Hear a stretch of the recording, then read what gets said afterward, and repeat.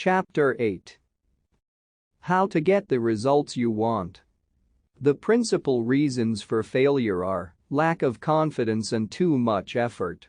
Many people block answers to their prayers by failing to fully comprehend the workings of their subconscious mind. When you know how your mind functions, you gain a measure of confidence. You must remember, whenever your subconscious mind accepts an idea, it immediately begins to execute it. It uses all its mighty resources to that end and mobilizes all the mental and spiritual laws of your deeper mind. This law is true for good or bad ideas. Consequently, if you use it negatively, it brings trouble, failure, and confusion. When you use it constructively, it brings guidance, freedom, and peace of mind. The right answer is inevitable when your thoughts are positive, constructive, and loving. From this, it is perfectly obvious that the only thing you have to do in order to overcome failure is to get your subconscious to accept your idea or request by feeling its reality now, and the law of your mind will do the rest. Turn over your request with faith and confidence, and your subconscious will take over and answer for you. You will always fail to get results by trying to use mental coercion. Your subconscious mind does not respond to coercion, it responds to your faith or conscious mind acceptance. Your failure to get results may also arise from such statements as, "Things are getting worse. I will never get an answer. I see no way out. It is hopeless. I don't know what to do. I'm all mixed up." When you use such statements, you get no response or cooperation from your subconscious mind. Like a soldier marking time, you neither go forward nor backward. In other words, you don't get anywhere. If you get into a taxi and give a half-dozen different directions to the driver in 5 minutes, he would become hopelessly confused and probably would refuse to take you anywhere. It is the same when working with your subconscious mind. There must be a clear-cut idea in your mind. You must arrive at the definite decision that there is a way out, a solution to the vexing problem and sickness. Only the infinite intelligence within your subconscious knows the answer. When you come to that clear-cut conclusion in your conscious mind, your mind is then made up, and according to your belief, is it done unto you. Easy does it. A house owner once remonstrated with a furnace repairman for charging $200 for fixing the boiler. The mechanic said, "I charged 5 cents for the missing bolt and $199.95 for knowing what was wrong." Similarly, your subconscious mind is the master mechanic, the all-wise one, who knows ways and means of healing any organ of your body, as well as your affairs. Decree health, and your subconscious will establish it, but relaxation is the key. Easy does it. Do not be concerned with details and means, but know the end result. Get the feel of the happy solution to your problem, whether it is health, finances, or employment. Remember how you felt after you had recovered from a severe state of illness. Bear in mind that your feeling is the touchstone of all subconscious demonstration. Your new idea must be felt subjectively in a finished state, not the future, but as coming about now. Infer no opponent, use imagination and not willpower. In using your subconscious mind, you infer no opponent, you use no willpower. You imagine the end and the freedom state. You will find your intellect trying to get in the way, but persist in maintaining a simple, childlike, miracle-making faith. Picture yourself without the ailment or problem. Imagine the emotional accompaniment of the freedom state you crave. Cut out all red tape from the process. The simple way is the best. How disciplined imagination works wonders. A wonderful way to get a response from your subconscious mind is through disciplined or scientific imagination. As previously pointed out, Your subconscious mind is the builder of the body and controls all its vital functions. The Bible says, "Whatsoever ye shall ask in prayer, believing, ye shall receive." To believe is to accept something as true, or to live in the state of being it. As you sustain this mood, you shall experience the joy of the answered prayer. The 3 steps to success in prayer. The usual procedure is as follows. 1. Take a look at the problem. 2. Turn to the solution or way out known only to the subconscious mind. 3. Rest in a sense of deep conviction that it is done. Do not weaken your prayer by saying, "I wish I might be healed. I hope so." Your feeling about the work to be done is the boss. Harmony is yours. Know that health is yours. Become intelligent by becoming a vehicle for the infinite healing power of the subconscious mind. Pass on the idea of health to your subconscious mind to the point of conviction, then relax. Get yourself off your hands. Say to the condition and circumstance, "This, too, shall pass." Through relaxation you impress your subconscious mind, enabling the kinetic energy behind the idea to take over and bring it into concrete realization. The law of reversed effort, and why you get the opposite of what you pray for.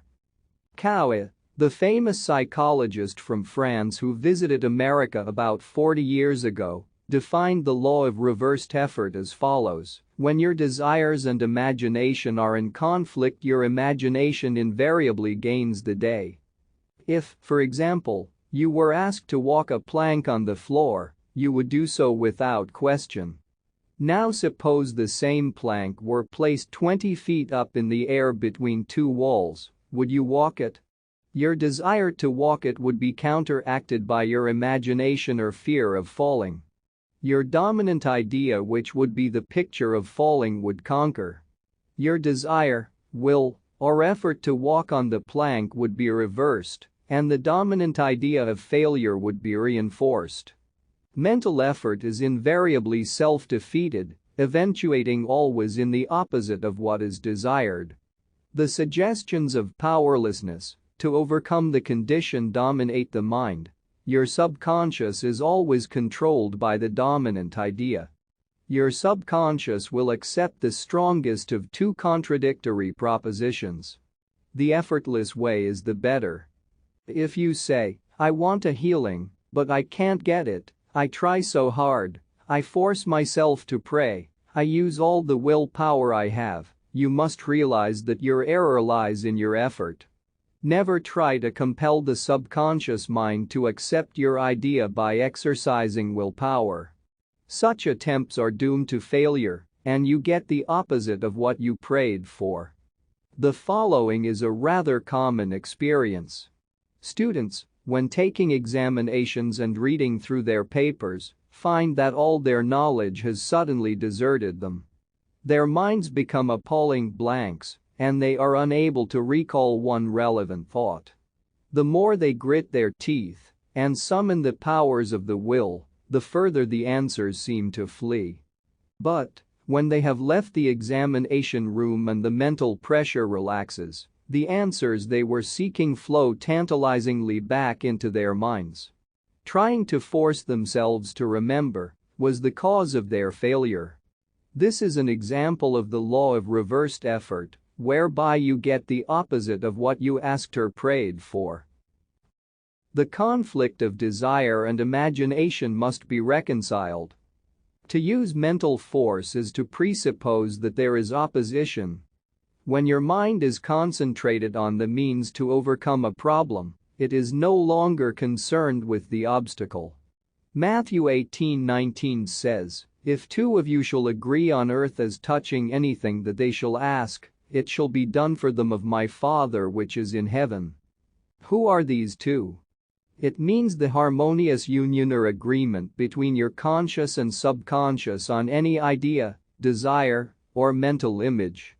When there is no longer any quarrel in either part of your mind, your prayer will be answered. The two agreeing may also be represented as you and your desire, your thought and feeling, your idea and emotion, your desire and imagination. You avoid all conflict between your desires and imagination by entering into a drowsy, sleepy state, which brings all effort to a minimum. The conscious mind is submerged to a great extent when in a sleepy state. The best time to impregnate your subconscious is prior to sleep. The reason for this is that the highest degree of outcropping of the subconscious occurs prior to sleep and just after we awaken. In this state, the negative thoughts and imagery which tend to neutralize your desire and so prevent acceptance by your subconscious mind no longer present themselves. When you imagine the reality of the fulfilled desire and feel the thrill of accomplishment, your subconscious brings about the realization of your desire. A great many people solve all their dilemmas and problems by the play of their controlled, directed, and disciplined imagination, knowing that whatever they imagine and feel is true will and must come to pass. The following will clearly illustrate how a young girl overcame the conflict between her desire and her imagination.